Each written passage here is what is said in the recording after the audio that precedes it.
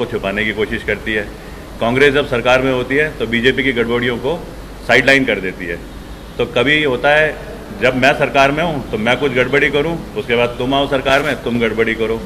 Parties दोनों इस तरीके की हो गई हैं। आइडियोलॉजी तो मेरे को पता नहीं, लेकिन बीजेपी वाले कांग्रेस में जा रखे हैं, कांग्रेस वाले बीजेपी में जा रखे हैं, और इतनी बढ़िया इनकी फ्रेंडली आपस में दोस्ती हो गई है कि एक को विपक्ष में होना चाहिए, एक को सत्ता में होना चाहिए।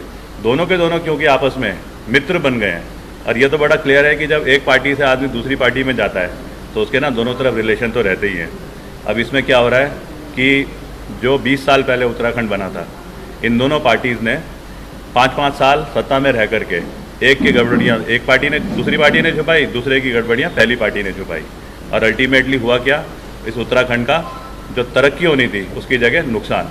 और ये जो मैं बोल रहा हूँ पॉलिटिकल फ्रेंडली मैच फिक्सिंग, ये खुद कल हाईलाइट हुआ जब माननीय हरक सिंह रावत जी जो कैबिनेट मंत्री हैं, उन्होंने अपना एक स्टेटमेंट दिया जो कि मीडिया में आया है। और उस स्टेटमेंट में वो बड़े क्लियर बोल रहे हैं कि त्रिवेंद्र रावत जी जब कृषि मंत्री होते थे उस टाइम पे ढेंचा बीज घोटाला, क्योंकि ये नाम ही ऐसा है ढेंचा, सबको ना वैसे भी याद रहता है। 2009 में ढेंचा बीज घोटाला जो हुआ था उसमें हरक सिंह रावत ने 2 पेज की चिट्ठी लिख करके त्रिवेंद्र सिंह रावत जी को सपोर्ट करा था। और अगर वो सपोर्ट नहीं करते तो शायद त्रिवेंद्र सिंह रावत जी के खिलाफ कार्रवाई होती, एक्शन होता, सीरियस एक्शन भी हो सकता था। और अगर सीरियस एक्शन होता तो शायद वो मुख्यमंत्री नहीं बनते।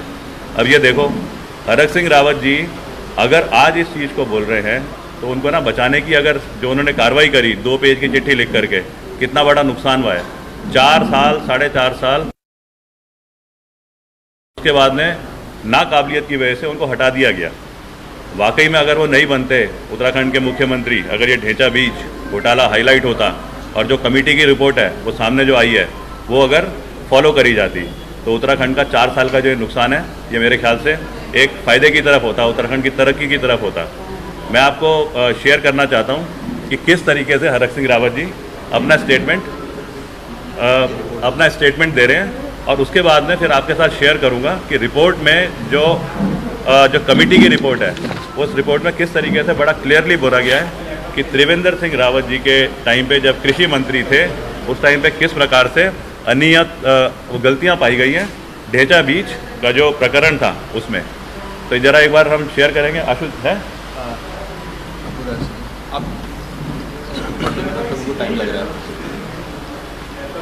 इसके साथ में क्या होता है, ये जो रिपोर्ट है, ये रिपोर्ट तो मैं भी आपको दिखाऊंगा, लेकिन साथ में क्या होता है कि इन 20 साल में जो हमारा नुकसान हुआ है, जनता इसको बिल्कुल एक्सेप्ट नहीं कर रही है। हमको जनता देख रही है एक मजबूत विकल्प के तौर पे। चल रहा है आवाज?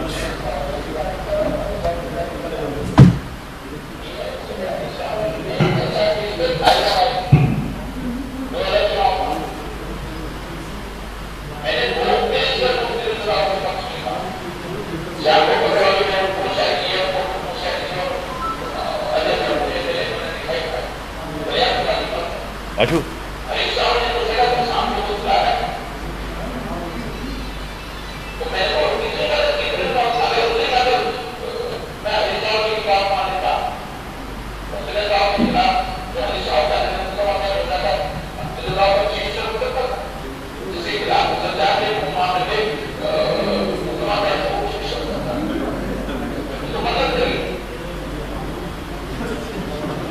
मतलब आप देखो इसमें सीनियर मंत्री हैं, किस तरीके से अपनी ही पार्टी के पुराने मुख्यमंत्री को किन शब्दों का इस्तेमाल करा जा रहा है, सांप को दूध पिलाया है।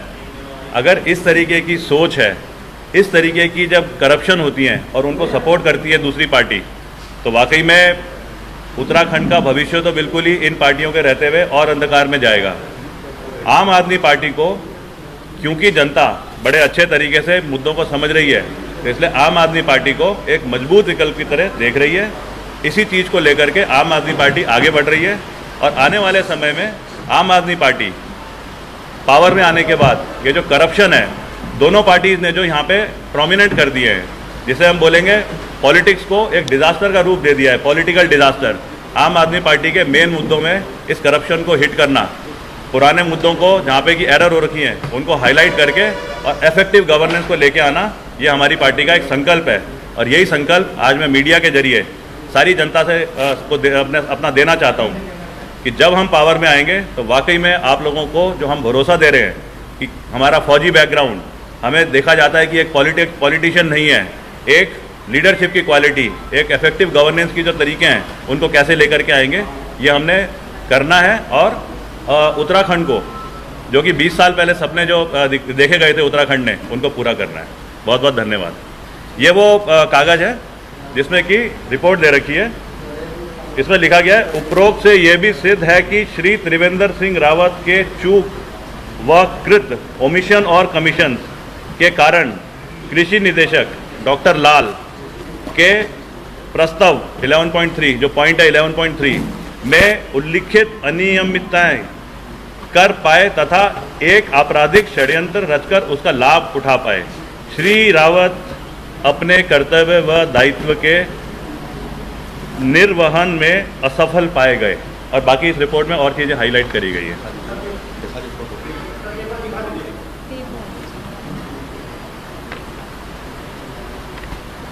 ये रिपोर्ट इतनी स्ट्रांग है ना, नीचे से पकड़ के कागज सीधा ही अकेला खड़ा हो गया।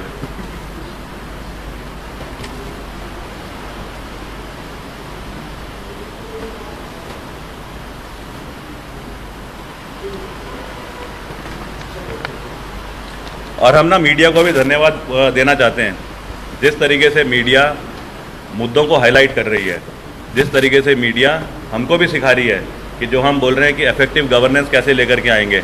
वाकई में आप लोगों के थ्रू जो जानकारियाँ हमको मिल रही हैं, हम इसको अच्छे तरीके से ग्राउंड पे भी अमल करेंगे।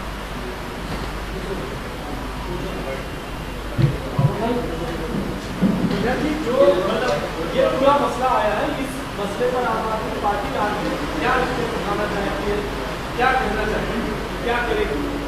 देखो, दो चीज़ें हैं। एक तो जो मसला अभी ग्राउंड पे जो आया है, इसके ऊपर तो कानून बने हुए हैं, सीरियस कार्रवाई होनी चाहिए। और जहाँ पे जो कल्प्रिट हैं, उन कल्प्रिट को ना पक्का डिफॉल्टर की तरह प्रॉपर जो रिक्वायर्ड सजा है वो मिलनी चाहिए। दूसरा जो है, आम आदमी पार्टी जिस दिन पावर में आती है, आम आदमी पार्टी का एक तो क्योंकि पढ़े लिखे समझदार लोग गवर्नेंस के अच्छे तरीके को कैसे चलाते हैं, वो आम आदमी पार्टी ने साबित करना है। आम आदमी पार्टी किसी भी चीज़ को जब लेके चलेगी तो खाली लॉजिक नहीं होगा, उसको ना एक शेप देगी, उसके दस्तावेजों को ठीक से बनाएगी। और जब वो दस्तावेज ठीक बनेंगे तो कोई भी प्रोजेक्ट है उसको अच्छे तरीके से कैसे ज़मीन पे अमल होता है, टाइम पे, फाइनेंशियल इम्प्लीकेशंस को देख करके और उसकी इफेक्ट को देख करके वो पूरा करेगी। आम आदमी पार्टी ये जो करप्शन है, करप्शन के मुद्दे पे तो सबसे ज़्यादा आगे चलेगी। बल्कि आपको मैं बोलूँ, आम आदमी पार्टी की पैदाइशी जो है वो तो है ही उस आंदोलन से जिसे बोलते हैं इंडिया अगेंस्ट करप्शन। अगर इंडिया अगेंस्ट करप्शन के आंदोलन से ये पार्टी खड़ी हुई है तो इस पार्टी ने तो उत्तराखंड में, इस सीधे देवभूमि में अच्छे तरीके से हर जगह पे करप्शन को गायब करना है।